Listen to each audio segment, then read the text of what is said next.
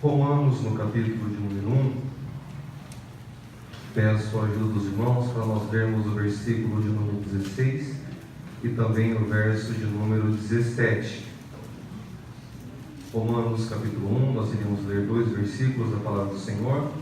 Eu gostaria que no 3 todos os irmãos me ajudassem por gentileza.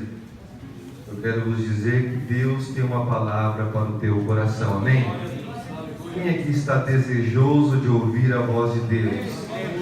Todas as vezes, meus irmãos, que nós estamos diante da palavra do Senhor, nós temos a oportunidade de ouvir a palavra do Senhor, entesourá-la no nosso coração e temos a oportunidade de aplicar aquilo que nós ouvimos, amém?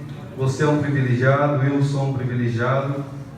Vamos ler o texto da palavra do Senhor, Romanos capítulo 1, versículo de número 16 e 17, no 3 nós iremos ler. 1, 2, 3.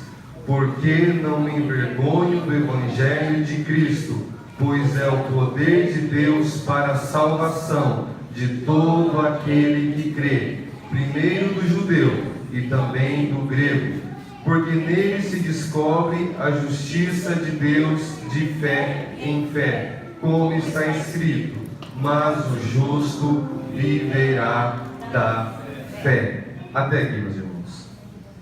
Nesses 2 versículos da palavra de Deus, nós temos aqui o resumo de tudo aquilo que será tratado no decorrer da carta aos Romanos. Aqui nós temos um resumo de todo o conteúdo da carta aos Romanos. O tema central desta carta é a justificação pela graça mediante a fé. E Paulo ele resume todo o conteúdo, tudo aquilo que ele irá abordar no decorrer desta carta, ele resume nesses 2 versículos. Ele põe tudo aquilo, todo o conteúdo, toda a doutrina da salvação, ele põe nesses 2 versículos. Nós estamos aqui diante do resumo da carta aos Romanos. Meus irmãos, essa doutrina que é ensinada na carta de Paulo aos Romanos é a principal doutrina do cristianismo, que é a doutrina da salvação pela graça mediante a fé. O que difere o cristianismo de todas as outras demais religiões é essa doutrina. O que vai fazer diferenciação do cristianismo, do budismo, do espiritismo, do shintoísmo e as demais religiões é essa doutrina. É uma doutrina que ensina uma salvação que não é por obras, mas é mediante a fé. Foi através dessa carta que o grande reformador Martinho Lutero ele veio a se converter. Foi através dessa carta que John Wesley veio a se converter. Foi através dessa carta que Agostinho de Hipona ele veio a se converter. Diante da riqueza do conteúdo que está inserido nessa carta. Então, meus irmãos, eu não gostaria de somente me limitar a esses 2 versículos, mas discorrer em todo o conteúdo que esta carta tem a nos mostrar. Porque se o tema do congresso é Eu creio em Jesus, nós iremos, meus irmãos, abordar o que essa crença, essa fé, essa confiança em Jesus, ela resulta em nossas vidas. E Paulo ele inicia esse versículo 16 dizendo: porque eu não me envergonho. Paulo ele diz: eu não me envergonho, não fico constrangido. E eu queria entender, eu busquei entender o porquê ele começa um assunto tão importante dizendo que ele não tem vergonha de falar sobre isso. É porque humanamente falando, Paulo teria todos os motivos para se envergonhar da mensagem que ele pregava. Porque a mensagem que Paulo, eu digo humanamente, a mensagem que ele pregava, o personagem central da sua mensagem era um carpinteiro que foi traído por um dos seus discípulos e morreu na forma mais drástica. Ele morreu, meus irmãos, no instrumento mais terrível que é a cruz.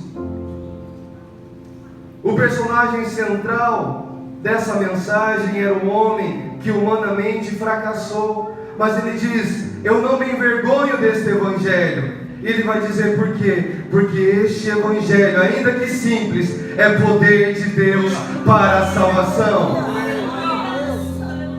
Este Evangelho ele não contém, ele é o poder de Deus para a salvação. Paulo também teria motivos para se envergonhar dessa mensagem, porque os destinatários dessa carta eram os romanos. E ali, meus irmãos, em Roma era o centro de maior poderio político, econômico. Roma naqueles dias era o centro do mundo, era a capital do mundo. Eles tinham poder aquisitivo, eles tinham poder econômico, eles tinham poder político.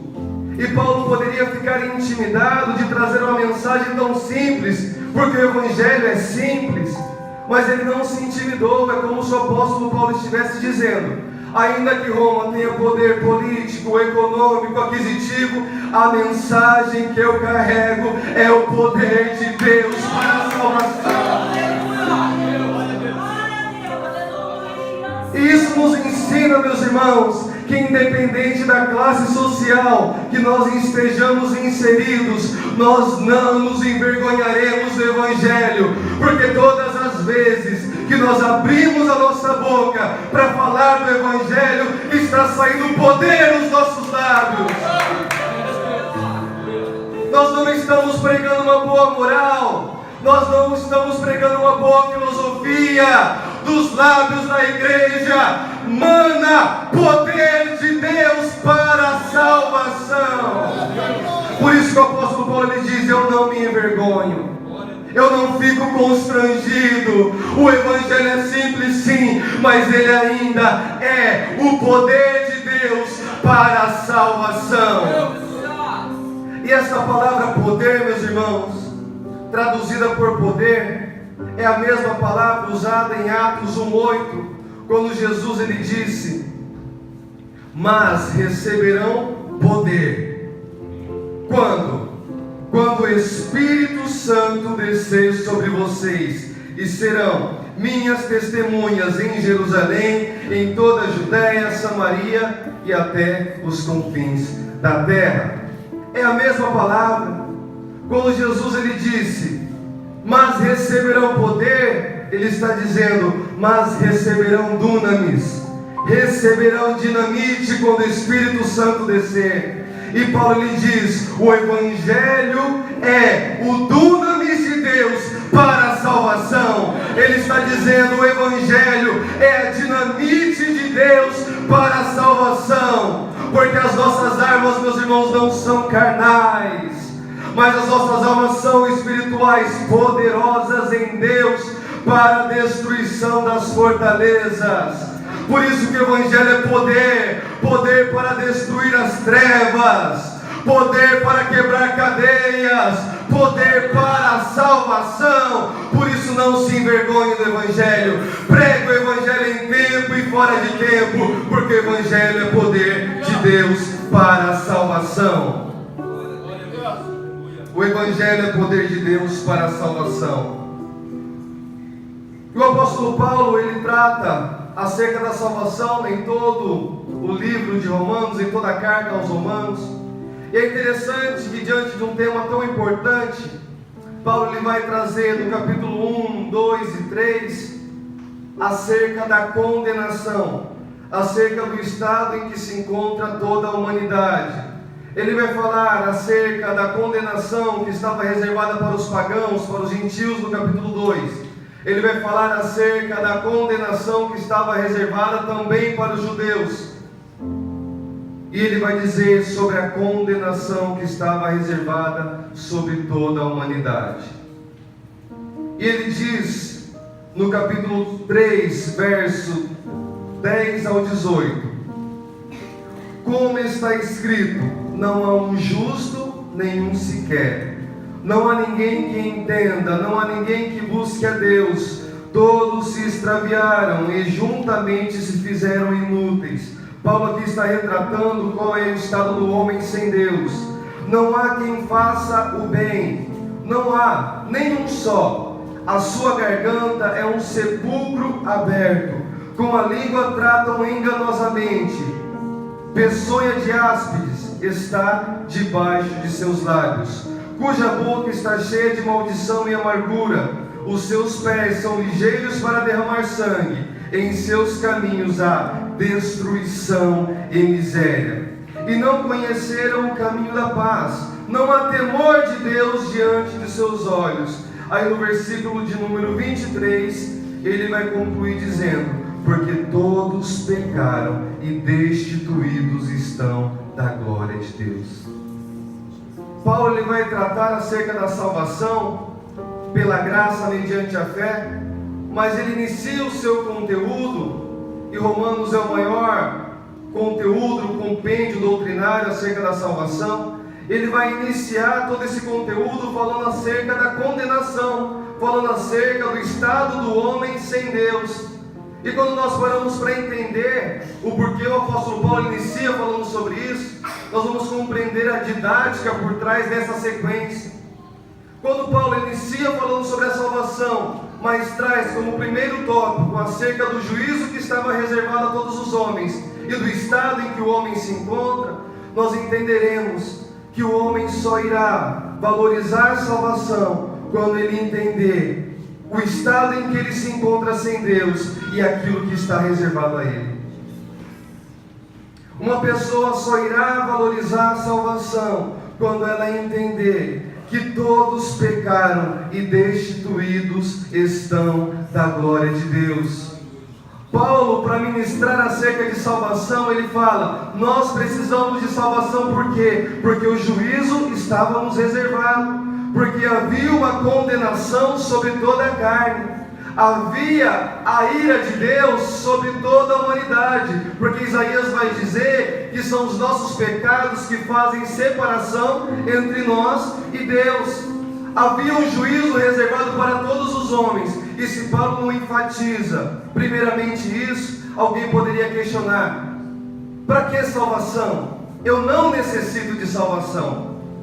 Mas quando nós entendemos, meus irmãos, o estado deplorável em que nós nos encontrávamos, nós olharemos para a salvação com outros olhos. Nós valorizaremos aquilo que Jesus ele fez por nós na cruz do Calvário. Nós passaremos a valorizar o sacrifício de Jesus, porque nós vamos entender e compreender o que estava reservado a mim era o juízo eterno. As minhas obras não eram capazes de me fazer novamente se achegar a Deus. Eu estava distante, eu estava distanciado da presença e da glória de Deus. Aí quando Paulo inicia acerca da salvação, ele vai encontrar corações que entendem o valor dessa salvação que foi conquistada na cruz. Porque, meus irmãos, existe um convite da parte de Deus, existe uma graça que foi manifesta, mas como o pastor Rosivaldo ele disse, é para aquele que crê. Existe uma chave que nos dá acesso a esta salvação, e esta é a fé. Nós necessitamos, meus irmãos, compreender quem nós éramos antes do Senhor e aquilo que estava reservado a nós. E a pergunta que eu gostaria de fazer a todos nós: qual é o valor que você dá para a sua salvação? Qual é o valor que você dá para a sua salvação? Porque embora a salvação ela é pela graça, e nós recebemos pela graça, um dia alguém teve que pagar um preço muito alto para que hoje nós pudéssemos ter acesso. É de graça para nós hoje, mas alguém pagou um alto preço, e a pergunta que eu retorno a fazer é: qual é o valor que você dá para a sua salvação? É por isso que o apóstolo Paulo faz questão de dizer qual era o nosso estado e para onde nós estávamos indo. Porque quando nós nos depararmos com uma mensagem que diz nós estávamos condenados, mas alguém pagou o preço, nós agarraremos essa mensagem e valorizaremos.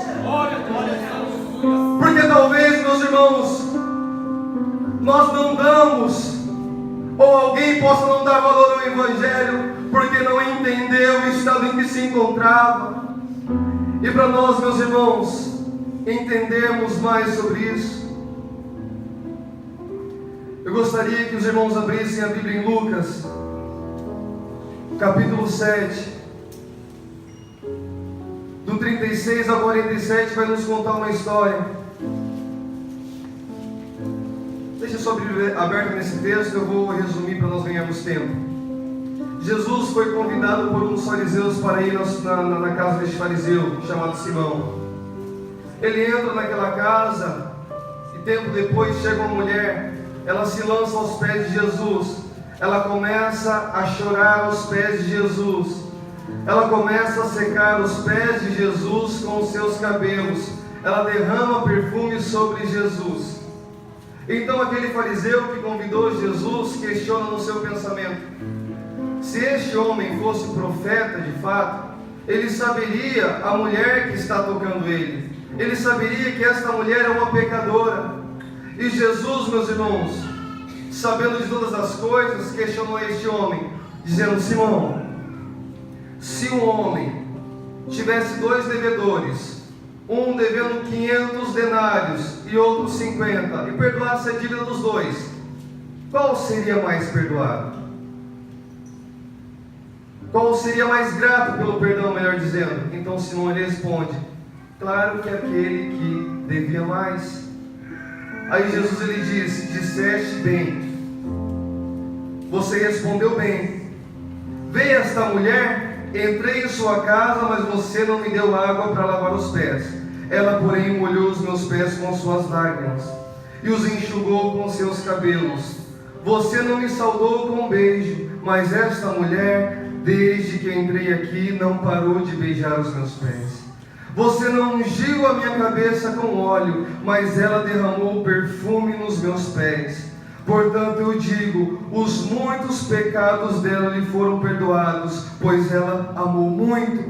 Mas aquele a pouco foi perdoado, pouco ama. Jesus aqui não estava falando sobre graus ou níveis de pecado. Não estava dizendo, essa mulher pecou muito e por isso que ela ama muito.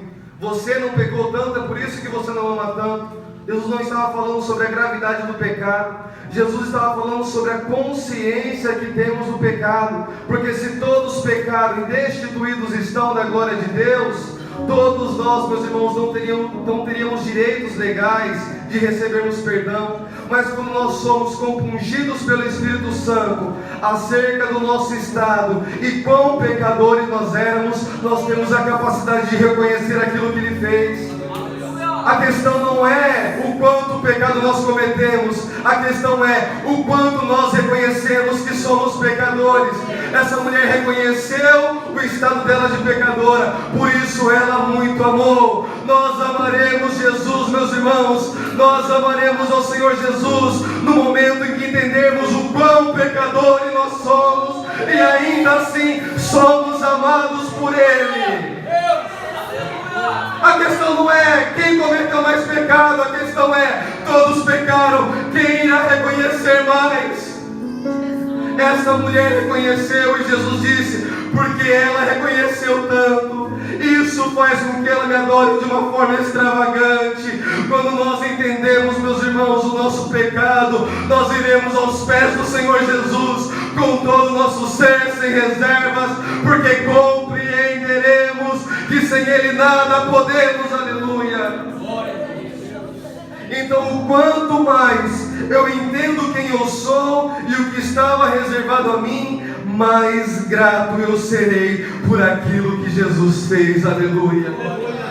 Que o Senhor traga sobre nós o entendimento acerca do nosso pecado, acerca da nossa miséria, acerca do juízo que estava reservado para nós, porque todas as vezes que olharmos para a cruz, encontraremos nada.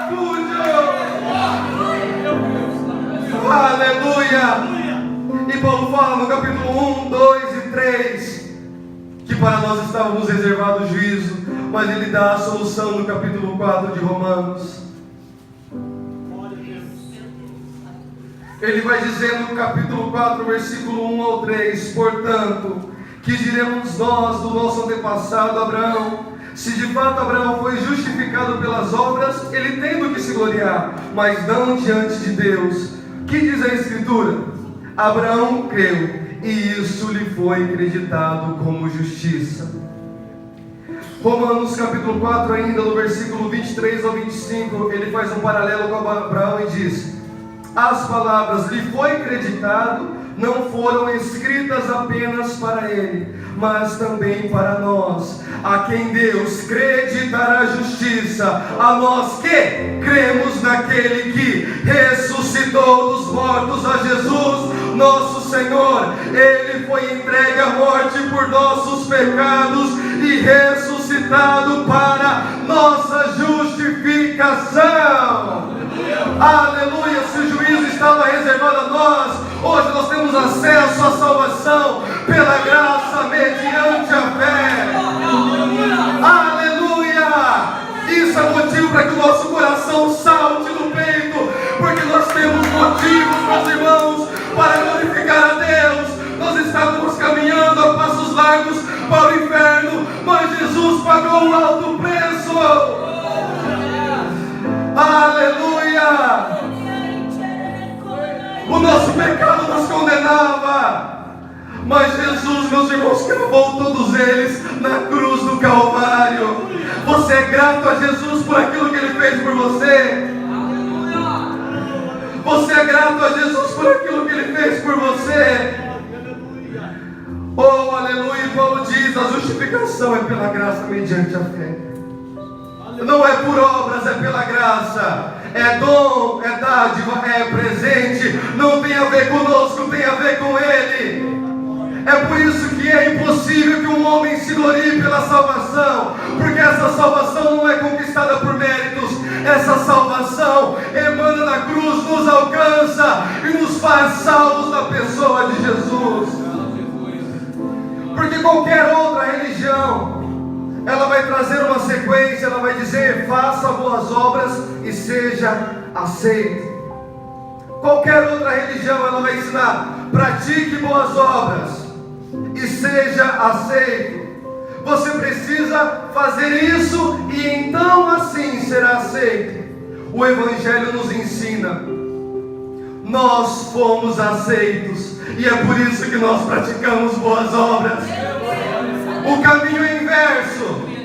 Se antes a humanidade tentava se achegar até Deus por meio de méritos, por meio das suas obras, Jesus abriu o caminho e disse: vocês são aceitos, agora pratiquem boas obras.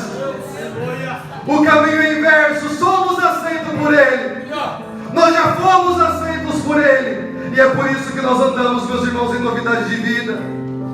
Efésios capítulo 2, verso 8 ao 10 diz: pois vocês são salvos pela graça por meio da fé, e isso não vem de vocês, é dom de Deus, não por obras, para que ninguém se glorie, porque somos criação de Deus, realizada em Cristo Jesus, para fazermos boas obras, as quais Deus preparou antes para nós a praticarmos.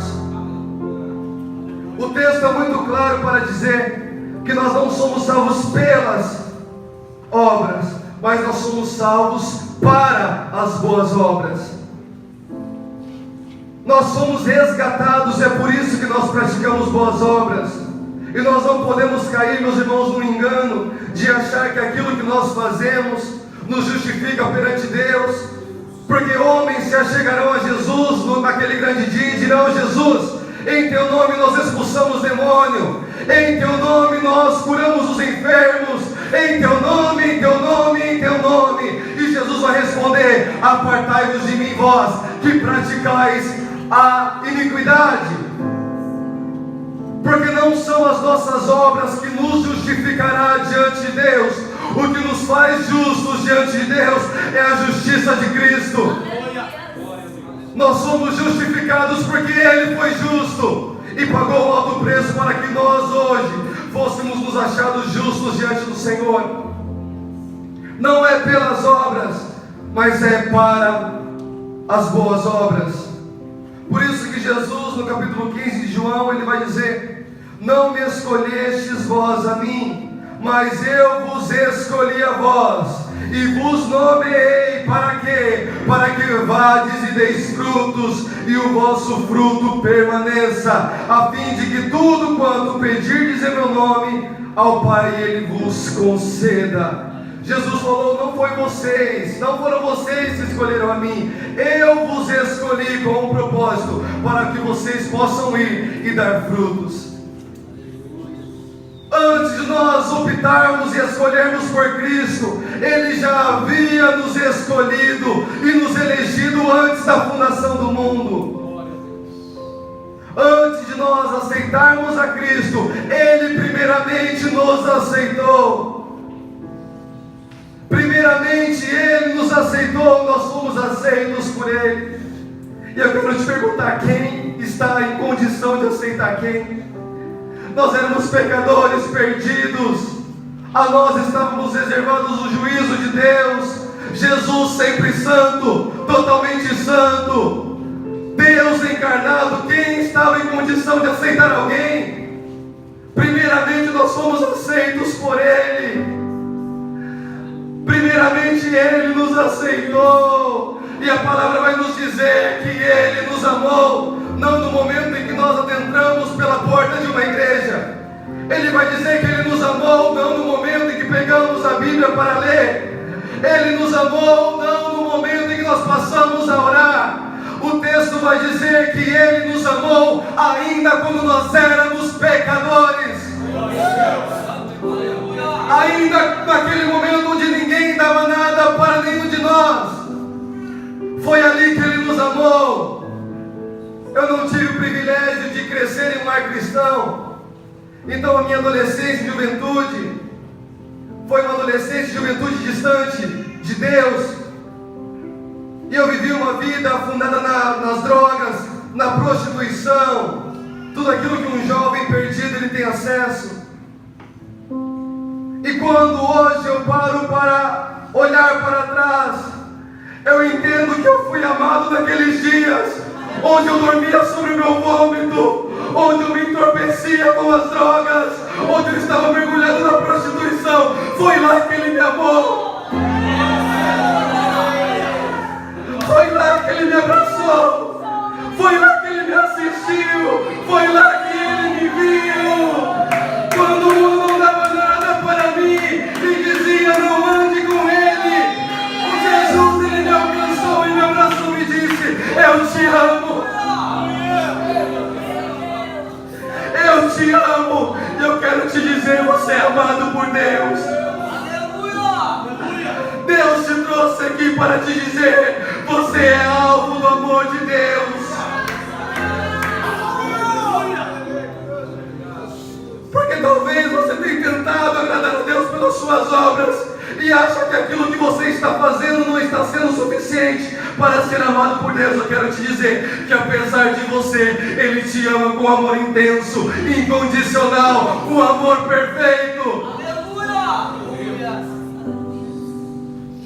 Ele nos amou primeiro. E Paulo vai dizer no capítulo 4: nós somos justificados pela fé, não é pelas obras. Nem mesmo Abraão foi justificado pelas obras. Então no capítulo de número 5, ele vai dizer quais são os resultados gerados por esta justificação. Eu gostaria que você deixasse sua Bíblia aberta em Romanos no capítulo 5. Nós entendemos que estávamos condenados, pela fé fomos justificados. Agora esta fé produz algumas coisas em nós. Romanos no capítulo 5, versículo de número 1 diz: sendo pois justificados pela fé, temos paz com Deus por meio do nosso Senhor Jesus Cristo. Uma das coisas que acontecem, uma das consequências da justificação é que agora nós temos paz com Deus. Porque os versículos seguintes vão dizer que nós éramos inimigos de Deus. Havia uma guerra entre criatura e Criador. Nós estávamos em conflito com a santidade de Deus. Mas a partir do momento em que nós aceitamos o senhorio do Senhor Jesus, agora nós podemos ter paz com Deus. Não existe mais guerra, não existe mais conflito. Nós não estamos contrários à vontade de Deus. Agora nós temos paz com Deus. Tudo que o ser humano ele precisa é ter paz com o seu Criador. E talvez eu esteja pregando aqui para pessoas que entraram por essas portas desejosas por paz. E talvez você esteja achando que você terá paz quando todas as suas contas forem quitadas. Talvez você terá paz no dia que você retornar para o Brasil. Talvez você terá paz no dia que todos os seus sonhos forem realizados. Eu quero dizer para você que a verdadeira paz é quando nós temos um encontro com Jesus e temos paz com o nosso Criador. A paz que o ser humano precisa é a paz com Deus. Essa paz que Jesus prometeu, Ele disse: eu vos dou a minha paz vos dou, e eu não dou como o mundo dá. Essa paz que vem do próprio Deus, essa paz que a Bíblia vai dizer que ela excede todo o entendimento. Porque, meus irmãos, o significado da palavra paz, se você for procurar em qualquer dicionário, vai estar lá a explicação: paz é ausência de guerra. Mas a paz, meus irmãos, da criatura com o Criador pela justificação, não é ausência de guerra, mas é a capacidade de ter paz em meio à guerra. Ainda que tudo em nossa volta não esteja de acordo com aquilo que nós queremos, ainda assim o nosso coração se encontra em paz, porque nós temos paz com Deus, porque um dia fomos justificados por Deus. Agora a nossa paz não se limita à circunstância. Agora a nossa paz depende tão somente do fato de nós estarmos ligados à videira, conectados com Deus. E o texto vai dizer: sendo, pois, justificados pela fé, nós temos paz com Deus. Você goza de paz com Deus? Você goza de paz com o seu Criador? Você goza de paz com aquele que te amou? Porque uma das consequências dessa justificação é nós termos um coração cheio de paz. É por isso que nós cumprimentamos uns aos outros dizendo: a paz do Senhor, meu irmão. Porque não existe nada que se compare a essa paz. É por isso que quando uma pessoa ela tem um encontro com Jesus, no testemunho dela sempre vai conter: no dia que eu aceitei a Jesus, o meu coração se encheu de paz. Sabe como se chama isso, meus irmãos? Paz com Deus. Paz com o Criador de todas as coisas. E ele continua dizendo, pelo qual, no versículo 2, pelo qual também nós temos entrada pela fé a esta graça, na qual estamos firmes e nos gloriamos na esperança da glória de Deus. E algumas traduções vai dizer: e nos alegramos na esperança. Outra coisa que essa justificação ela produz é uma esperança que nós antes não tínhamos. Existe um questionamento sobre todo homem que não conhece a Deus, e este questionamento é: será que a vida após a morte? Existe uma incerteza em relação ao futuro, e isso é uma realidade na vida de todo aquele que ainda não teve encontro com a verdade. Será que existe vida após a morte? Porque, meus irmãos, todo ser humano é cercado por uma esperança natural, uma esperança de que a economia melhore, uma esperança de que as coisas vão dar certo, uma esperança de que tudo vai ficar bem. Mas esta esperança que o apóstolo Paulo diz que é produzida pela justificação é uma esperança que excede todas as demais esperanças. A Bíblia vai nos dizer que Cristo em nós é a esperança da glória. No momento em que nós somos justificados por Deus, agora o nosso coração se enche de esperança. E o texto vai dizer: nós nos alegramos na esperança. Uma das evidências que nós somos justificados, que nós somos salvos, é porque nós não tememos o amanhã. E nós cantamos: porque Ele vive, eu posso crer no amanhã. Existe uma esperança que reina no nosso coração.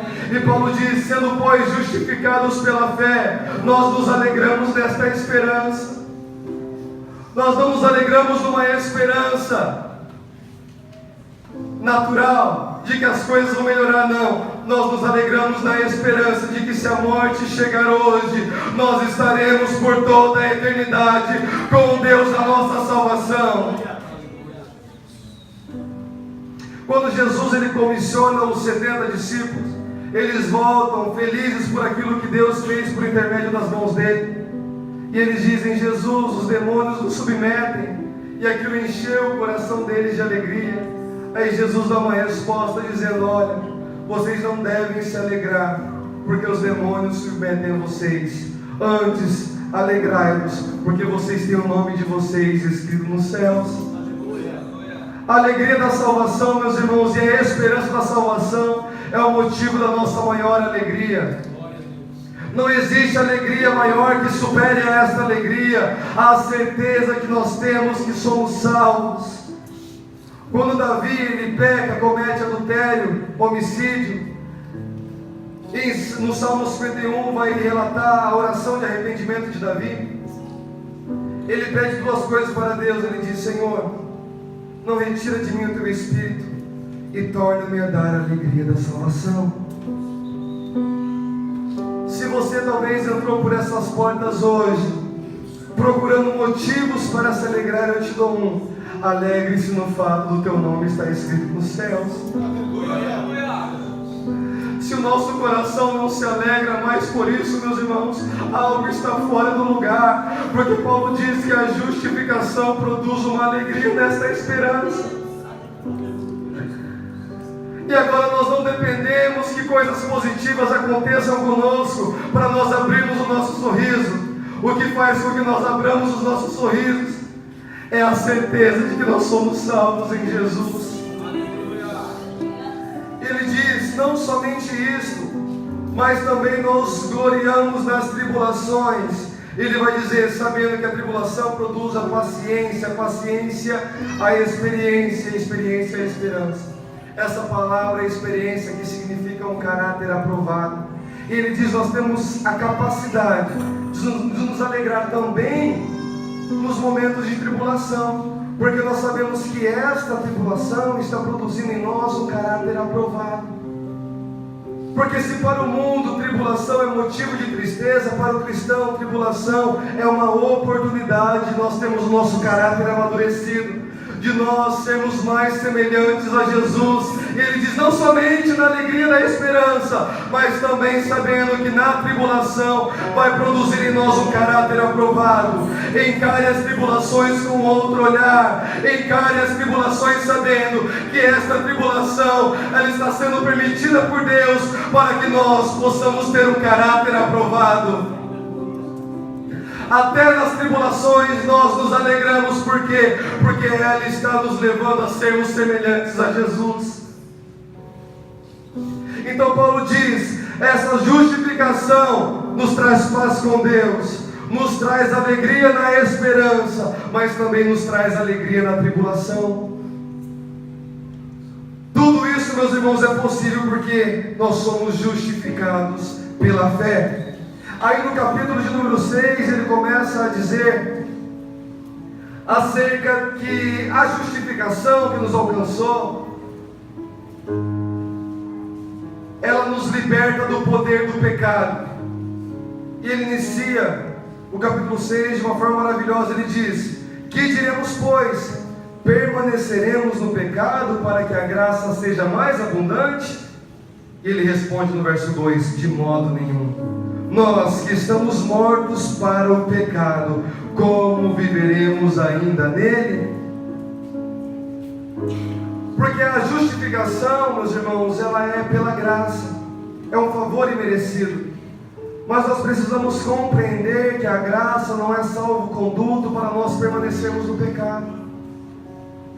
Porque talvez exista um conceito equivocado de graça que abre uma porta para a libertinagem. E não é isso que a graça produz. A graça não é uma desculpa para eu pecar, mas a graça é a capacitação de Deus para eu vencer o pecado.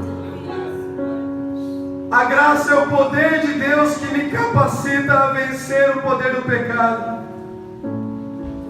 Olha o que o mesmo Paulo vai dizer quando ele escreve a Tito. Ele diz que a graça de Deus se manifestou, salvadora a todos os homens. Mas ele diz: ela nos ensina a renunciar à impiedade e às paixões mundanas, e a viver de maneira sensata, justa e piedosa nesta era presente. A graça de Deus que se manifestou trazendo salvação, ela também é uma graça pedagógica, porque Paulo vai dizer que ela nos ensina a renunciar. Graça, meus irmãos, não é uma desculpa para eu pecar e dizer: eu estou na graça. Mas a graça de Deus é o poder dele que me capacita a vencer o pecado, porque essa graça que me salvou, ela também me ensina a renunciar. Se nós estamos de fato debaixo dessa graça, nós temos poder contra o pecado. Nós renunciamos o pecado, nós abominamos o pecado, porque esta graça nos alcançou. Porque essa graça nos alcançou e tem nos ensinado a renunciar. Se encha da graça de Deus essa noite. Se encha da graça de Deus essa noite. Porque somente pela graça o homem consegue viver em santidade. Ah, se o homem consegue viver santo, se uma mulher consegue viver de uma forma santa, é pela graça de Deus. Permita que essa graça de Deus te ensine todos os dias. E nós não dizemos da boca para fora, é pela graça. Nós dizemos, meus irmãos, de todo o nosso coração: se o homem consegue viver de uma forma santa, num presente século contaminado, é porque a graça de Deus nos ensina a renunciar. É a graça de Deus que nos ensina. E o pecado, meus irmãos, ele já não mais domina sobre nós. O próprio Paulo vai dizer isso no mesmo capítulo, versículo de número 14, ele vai dizer: pois o pecado não os dominará. Por quê? Porque vocês não estão mais debaixo da lei, mas debaixo da graça. Porque o pecado não os domina mais? Não é porque existe uma lei opressora que traz medo em nós, não é por isso. É porque nós somos mortos também para a lei, porque nós estamos agora vivendo na graça, e esta graça nos dá poder sobre o pecado. E agora na graça, o pecado não tem mais domínio sobre nós, aleluia.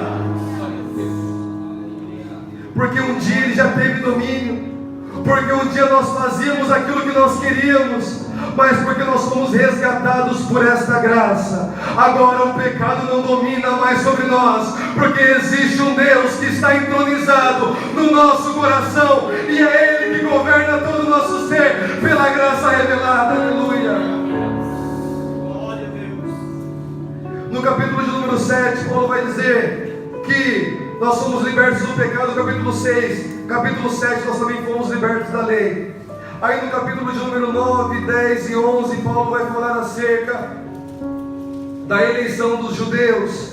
Aí no capítulo de número 12, ele vai retornar ao assunto que ele estava abordando até o capítulo de número 8. E ele inicia o capítulo de número 12 dando uma continuidade. Romanos 12, versículo 1 diz: rogo-vos, pois, irmãos, pela compaixão de Deus. O que Paulo está dizendo aqui é: eu vos imploro, pela compaixão de Deus. Que compaixão é essa? Toda a compaixão revelada do capítulo 1 ao 8, toda essa misericórdia, toda esta graça, todo esse perdão liberado. Paulo fala: é por essa compaixão que eu vos rogo, por essa compaixão que agora vocês têm entendimento. Ele diz: rogo-vos por esta compaixão de Deus, que apresentei os vossos corpos em sacrifício vivo, santo e agradável a Deus, que é o vosso culto racional. Paulo vai dizer, meus irmãos, que por causa de toda essa misericórdia, compaixão revelada, ele roga à igreja dizendo: agora vocês apresentem-se como sacrifícios vivos. O que é isso? Todo sacrifício no Antigo Testamento era levado por alguém, um animal para ser morto, indo contra a sua vontade. E Paulo diz agora: porque essa compaixão se manifestou, não precisa que ninguém arraste mais vocês para se sacrificarem. agora vocês devem se apresentar voluntariamente para ser sacrifício para Deus. E esse sacrifício é vivo, mortos para o pecado, mas vivos para Deus. Ele diz: por causa dessa compaixão, apresentem-se como sacrifício vivo e santo, porque isso é agradável a Deus.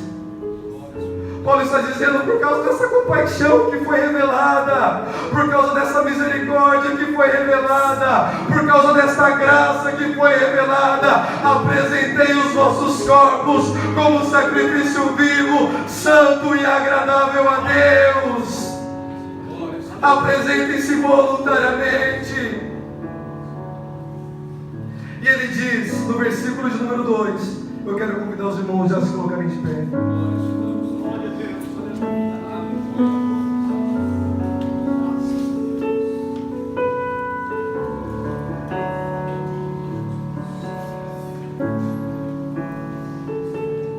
Com base em tudo aquilo que Paulo falou do capítulo 1 ao 8, ele diz também: e não vos conformeis com este mundo, mas transformai-vos pela renovação do vosso entendimento, para que experimenteis qual seja a boa, agradável e perfeita vontade de Deus.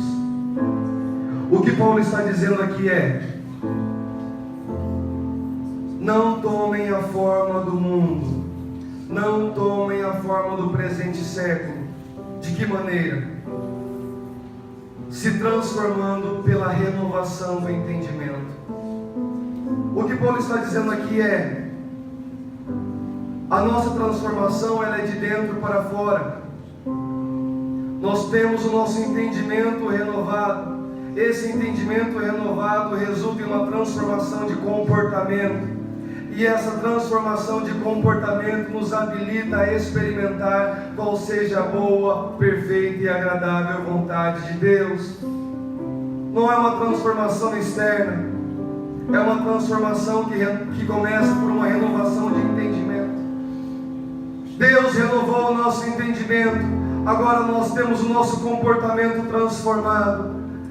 E essa transformação nos habilita a experimentar a boa, agradável e perfeita vontade de Deus. Talvez existem pessoas aqui que estão tentando agradar a Deus com uma transformação meramente externa. Porque é algo que tem que ficar muito claro para nós, meus irmãos, que o sacrifício de Jesus não veio mudar a nossa ocupação, mas veio mudar o nosso entendimento. Não veio mudar somente aquilo que nós fazemos, mas veio mudar o nosso interior. E uma mudança interior, ela jorra exteriormente. Uma mudança de entendimento resulta em uma transformação de comportamento, e só assim nós experimentaremos a boa, agradável e perfeita vontade de Deus. E talvez você esteja se perguntando: por que eu não experimento essa vontade? O porquê eu não experimento essa vontade que é boa, perfeita e agradável? É porque talvez você não passou por uma renovação de entendimento que resultou numa mudança de comportamento e você não está habilitado para experimentar. Mas eu te convido hoje, nessa noite, a deixar que o Espírito Santo renove o seu entendimento, e você vai experimentar, você vai ver que o seu comportamento vai ser transformado. E quando nós temos, meus irmãos, uma postura transformada por uma renovação de entendimento, nós recebemos uma habilitação de Deus para experimentarmos a boa, perfeita e agradável vontade do Senhor.